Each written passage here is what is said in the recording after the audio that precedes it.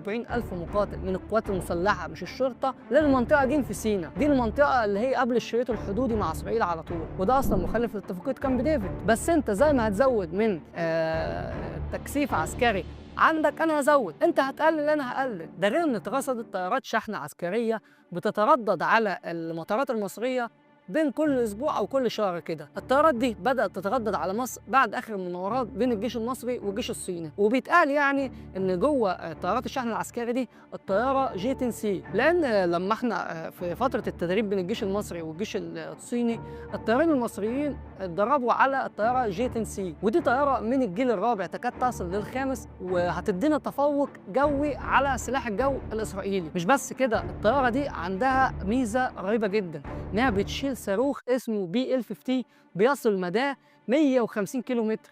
يعني ممكن الطيارات تكون لسه طالعه من المطارات المصريه وتضرب الصواريخ توصل لحد تل ابيب. دي طبعا كارثه، ووسعت الفروقات او قربت الفروقات بين الجيش المصري والاسرائيلي، وادت الجيش المصري تفوق جوي. لان كان معروف دايما، امريكا كانت تقول لك ايه، ما ينفعش الجيش المصري يبقى عنده تفوق على سلاح الجو الاسرائيلي، لازم دايما اسرائيل تكون متفوقه في سلاح الجو، ومصر تكون قويه وتمام متفوقه في الدفاعات. عشان كده مصر عندها